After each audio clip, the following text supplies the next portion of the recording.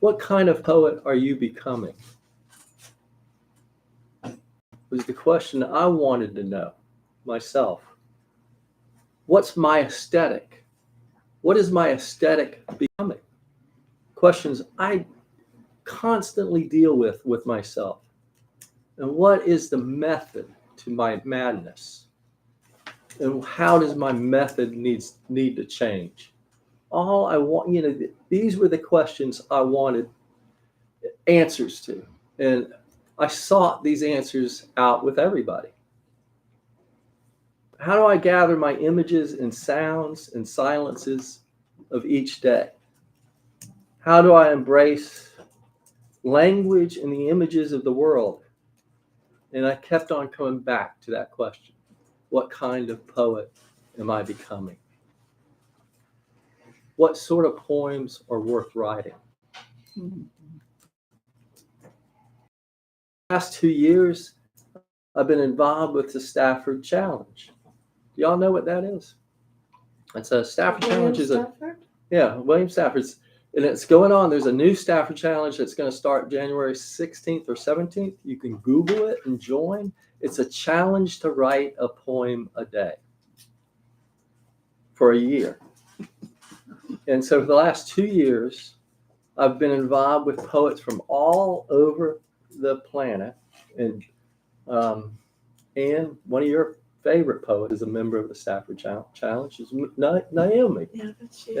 Yeah. She's active. Yeah, she's pretty active in it, and so she's involved. But once a month they have workshops over Zoom with fabulous poets to help the cohort of poets involved with the Stafford Challenge to continue with their energy to write a poem a day. So I want to, later on I'm going to talk about this sequence in revision that I find helpful, but I want you to know I introduce it later as a sequence, but it's not a sequence. It's sort of everything all at once. It's how you do revision in your idiosyncratic way, and what works for you is what matters. We all form these little rituals, and we all need them to be successful poets. I had guides along my way that I went to early on to sort of with how I went about revision. One of the people that helps me a lot was Curtis Derrick. Mm-hmm. And, Curtis is a fabulous, intuitive poet that works his metaphors throughout his poems. And he really taught me a lot about how to use figurative language. Ed Madden taught me a lot about how to use lyrical language. And Ed is a wonderfully creative poet with his poems. And so he really has a diversity of poems too. Another poet that really helped me was a poet and creative writer. She's a novelist and short story writer, Valerie Sayers. Oh. She's from the University of, she worked as the chair at the University of Notre Dame's creative writing department, and she retired in Beaufort. And so she's done several workshops for the Pat Conroy Literary Center, and her insights kind of brought me to that insight you kind of hear a lot. It's like, sometimes you write a poem, you think it's the best poem in the world, and you want to show it to Jim Lundy immediately, and you think it's going to be just terrific and everybody's going to love it. And you realize 24 hours later, it's just another flawed poem that you need to revise. And so, Valerie kind of said, Tim, stick it in the sock drawer for a while. Let it just sit there, get away, get some distance, and go back to it. So I needed a way to look at revision that helped me see my poems differently. I kind of concluded, aren't we all in various stages of revision ourselves, our very spirits, our souls? So my early poems, some of which will read today, belong to somebody entirely different than who I am now. And I love those earlier poems, but they're maybe not how I would say it today. So perhaps the mysterious element that comprises the universe isn't dark matter, it isn't energy, time, string theory, or philosophy, but it's the mystery of how the universe revisions itself. And so that's the part, that's where I want you to think about revising. I want you to think about revising as revisioning. And part, I think, that's different today about revisioning that I want you to think about is how much listening, how deep listening to your own poetry is part of revisioning your poems. And so deep listening becomes just a really key thing to do in the process of revisioning your poems. Revisioning also allows the poem to discover us. Sometimes you think you're steering that little sucker someplace, and in the process of revisioning the poem, you discover what really the poem wants to be, and it's not what you thought it was going to be, and that is just an amazing thing when that happens. Stephen Mitchell reminds us of Rilke's counsel to the young poet. And this is also part of my thought process here. Go into yourself. Search for the reason that bids you to write. My brother Pat would tell me, he would say, I would never hear my voice unless I write it down. So he was trying to tell me I won't know myself really and know some of my deep truths without really that writing voice, writing it down. Mitchell also reminds us of Wright's description of poetry as something that can almost reach a point when it can recreate itself. So both Rilke and then Wright both intertwine the technical with the mystical. And so even though, as I talk about revisioning today with these elements and these things that poets do, and you probably already do a lot of them, and they're instinctual, some of them, but also do not forget to dig deeper into the mystical. They both have to, technique and mystical work need to be working together. And revision is not penitence, but revelation, the moment when language catches up briefly to the soul's motion. So, though the workshop is on the topic of revision, I need to speak for a moment on another topic, is generating drafts. So, I always love this because I'm involved with the Stafford Challenge, and William Stafford has the quote about this that is just, and I'm sure y'all have all heard this, but I love it, and it's worth repeating to yourself every day. There is no such thing as writer's block for writers whose standards are low enough. And I want you to embrace that as your mantra. Because, Stafford would get up real early in the morning and he would go to his office and write it. And he would talk about, it was like fishing, thrown out the line. And he would just sit there before anybody stirring in the house. And he would see what the universe, tugged. And he would start writing it down. So, in your writing practice, lower your standards. Get over yourself. Let your ego go and write. Free write. Lots of times in the morning, when I start writing, I start with a journal. And I write 3 things. that I observed the day before in the natural world. So those three things have become really important to me. To all of a sudden I realized, my God, I got to go through the world noticing stuff more and more. I got to pay attention to sounds of nature. I got to pay attention to what nature is telling my spirit. And so it's been really a great practice for me because it doesn't seem overwhelming to write three things, just three things. And then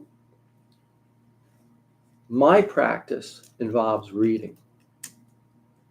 I bring out a book of poetry, and for the last, seems like, year, I've been going through this collected works of Russian poets. And it seems like it's a scary political time now. And these were scary times in Russia. And these poets are expressing a lot of wartime poems in this collection, and a lot of images about oppression in these collections. A lot of hopeful poems too in this collection. But then after reading, and I may jot down some words that I find in these poems that I think, God, that's a lovely word. That's something I want to write and remember, because I will forget. And so I'll maybe jot down some notes. And then I'll write draft poem ideas. I don't even start writing a poem. I just write ideas.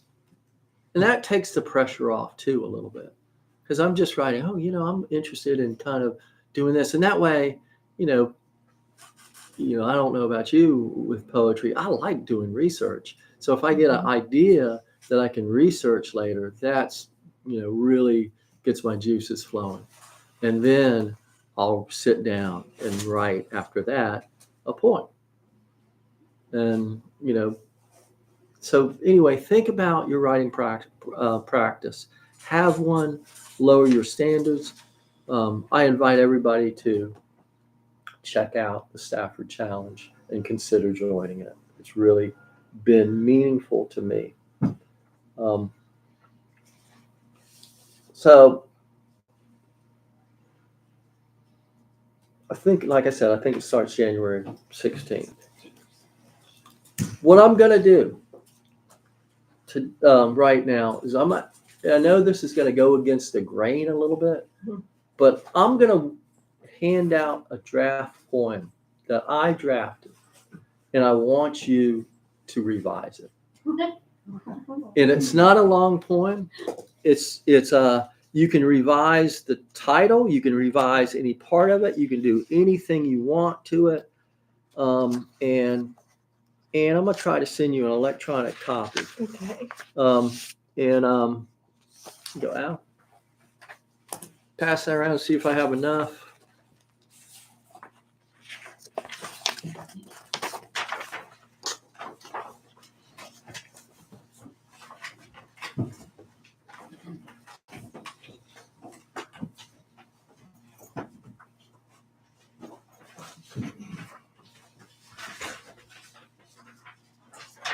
Here's another one.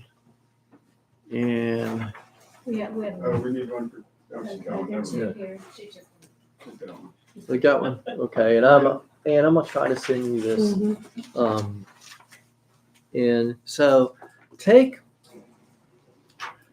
let's take 10, revise this draft. And while you're reading it to yourself and revising it, ask yourself, does this poem have any heartbeat to it? Is there a place that if you're in your revision, you would say, I'm not cutting that because that's strong enough. That seems to be, it seems to be something I need to keep because of a reason that you think, not me. And so revise away. Tim, do you have an extra copy? I do. I do. I kept passing them on. Yeah. Yeah. Oh, sure.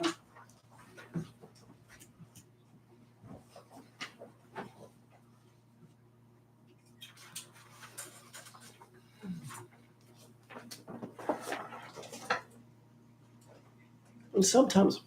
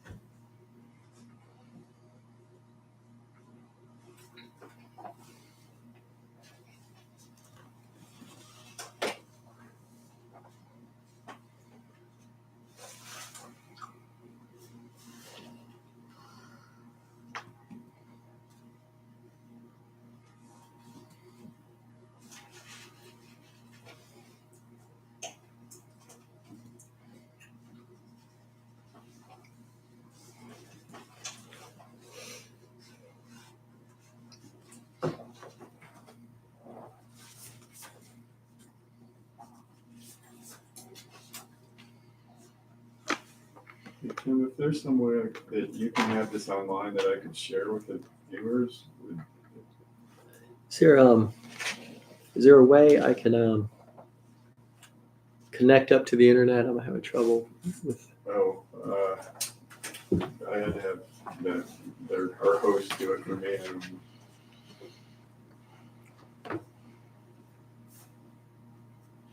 We can definitely try to post it later, post live, or is there a way I can show it to them? Well, I mean, he held it up to the camera, but I mean, I don't know of a way to have it like freeze framed to them. Oh, so we got someone asking if you could read it at least. Yeah, yes, and let me get it up.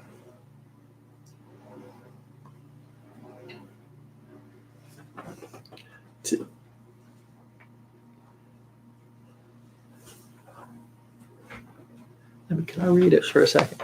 I'll read this. It's Sandpiper's Prayer.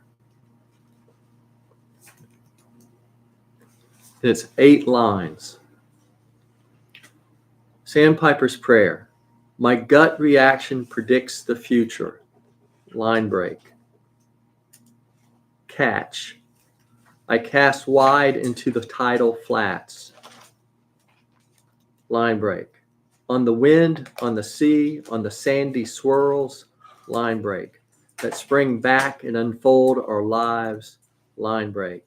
In lonely moments of reflective hours. Line break. There is a structure you cannot see. It's why you can't succumb to bitterness. Line break. Hearing the peat wheat of the sandpiper.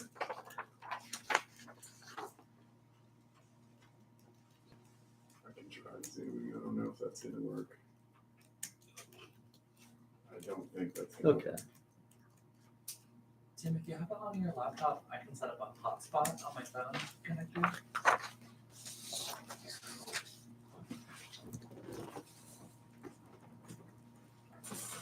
Just look for EV phone and type in this password. You should have access. Okay. So,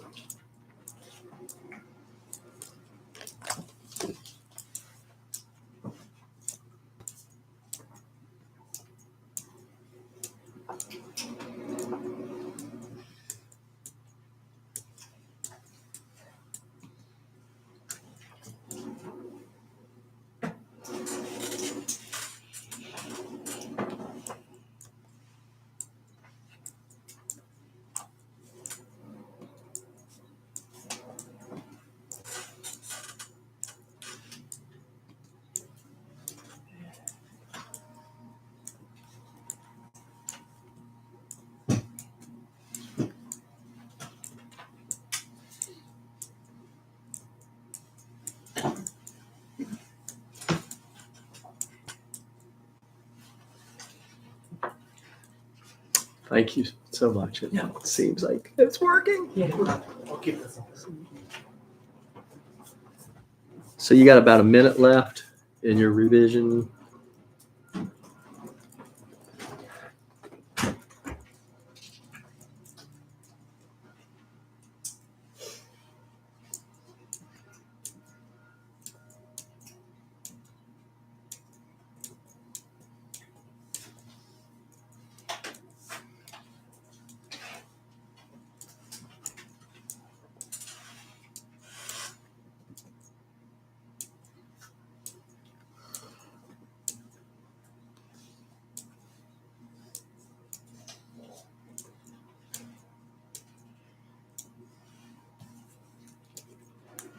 It really wasn't a minute. It was longer. I'm sorry. I just looked at my phone wrong. You got about 4 minutes left, but if you don't need it, just let me know. If you need it, it's cool.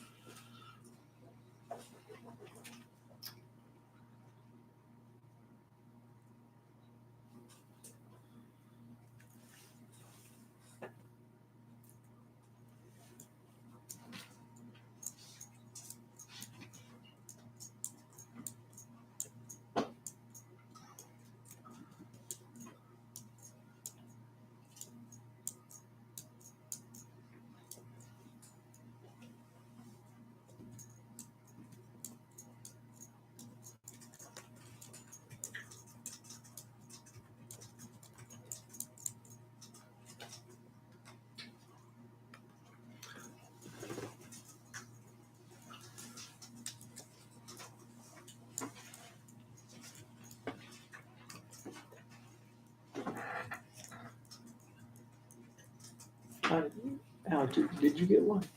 Yeah, Okay. Okay. I just watered it up. Exactly. While you're working, still work. I'll tell you a story while you're still doing it. Because have you ever like opened up the New Yorker for one of their poems and started to revise it? Just wondering if Make it readable. Yeah. Just I had a great teacher on revision named Georgia Popoff, who a lot of this material today that I talk about comes from. And she had a great example of how she, at home, while drinking wine or whatever, looking at a poem, just played with revisioning a poem of another poet's. And it was a poet in the New Yorker. And I just thought it was a great story.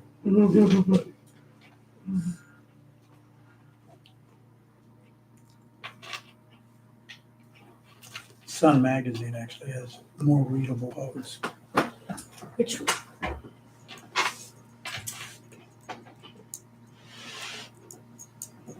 So if everybody's about done, one of the things that's interesting to do is first ask, did you find something in that draft worth keeping? And there's something that in revisioning anyway, that one of the processes in your draft that I want you to do when you go to revise something you've written is look to see where the heartbeat of your draft is. Look to see whether it's in the theme, whether it's in the sound, whether it's in the rhythm, or what is the animating energy coming from your draft, and what is its heartbeat? And then when you revise it, doesn't it make sense to protect the heartbeat? And so that's the concept that I want you to get used to, is protect the heartbeat of the draft. Because how many times in revision have you killed the heartbeat of your poem?